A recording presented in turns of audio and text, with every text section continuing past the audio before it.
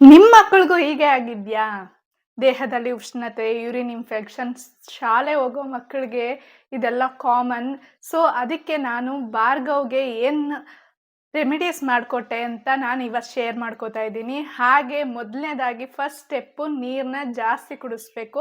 ದೊಡ್ಡವರಾಗಲಿ ಚಿಕ್ಕವರಾಗಲಿ ಉಷ್ಣತೆ ಜಾಸ್ತಿ ಆದಾಗ ಅಥವಾ ಯೂರಿನ್ ಇನ್ಫೆಕ್ಷನ್ ಆದಾಗ ಫಸ್ಟ್ ಸ್ಟೆಪ್ಪು ನೀರನ್ನ ಜಾಸ್ತಿ ಕುಡಿಸ್ಬೇಕು. ಮಕ್ಕಳಿಗೆ ನೀರು ಕುಡಿಸೋದು ಅಂದರೆ ತುಂಬ ಕಷ್ಟ.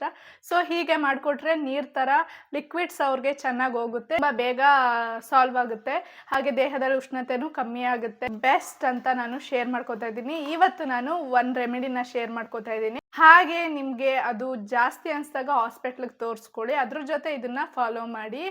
ಕುಕುಂಬರ್ ಕೊಡಿ, ಹಾಗೆ ವಾಟರ್ ಮೆಲನ್ನು. ಸೊ ಅದ್ರ ಜೊತೆ ಇನ್ನೇನೆಲ್ಲ ಮಾಡ್ಬೋದು ಅಂತ ಇವತ್ತು ಒಂದು ರೆಸಿಪಿನ ನಾನು ಶೇರ್ ಮಾಡ್ಕೋತಾ ಇದ್ದೀನಿ.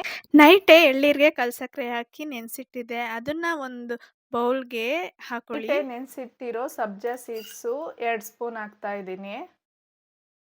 ಸಬ್ಜಾ ಸೀಡ್ಸು ಸಹ ದೇಹ ತುಂಬ ತಂಪು ಮಾಡುತ್ತೆ. ಹಾಗೆ ಇದು ಗೋಂದ್ ಕಟೀರ ಅಂತ.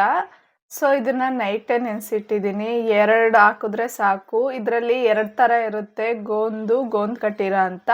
ಗೋಂದು ಹೀಟ್ಗೆ, ಇದು ಬಾಡಿ ಕೂಲ್ಗೆ, ವೆಯ್ಟ್ ಲಾಸ್ಗೆ ಎಲ್ಲ ಯೂಸ್ ಮಾಡ್ತಾರೆ. ಬಾಡಿ ಕೂಲ್ಗಂತೂ ಇದು ತುಂಬ ತುಂಬ ಉಪಯೋಗ ಆಗುತ್ತೆ. ಚಿಕ್ಕದು 2 ಹಾಕಿದ್ರೆ ಇಷ್ಟೊಂದು ಆಗುತ್ತೆ. ಸೊ ಇದನ್ನ ನಾನು 2 ಸ್ಪೂನ್ ಹಾಕ್ತಾ ಇದ್ದೀನಿ. 2 ಸ್ಪೂನ್. ಇದನ್ನ ಚೆನ್ನಾಗಿ ಮಿಕ್ಸ್ ಮಾಡುವ. ಗೋಂದ್ ಕಟೀರ ಅನ್ನೋದು ಹೀಗಿರುತ್ತೆ ನೋಡಿ. ಇದನ್ನ ನೀವು ಚಿಕ್ಕದು ಒಂದು ಹಾಕಿದ್ರೂ ಸಾಕು, ತುಂಬ ಆಗುತ್ತೆ. ಸೊ ಇದನ್ನ ನಾನು 2 ನೆನೆಸಿಟ್ಟಿದ್ದೆ. ಸೊ ಇದು ಗೋಂದ್ ಕಟೀರ. ಲೆಮನ್ ಇಷ್ಟಪಟ್ಟರೆ ಲೆಮನ್ನು ಆ್ಯಡ್ ಮಾಡ್ಕೊಳ್ಳಿ, ಅದು ತುಂಬ ಎಫೆಕ್ಟ್ ಆಗಿರುತ್ತೆ.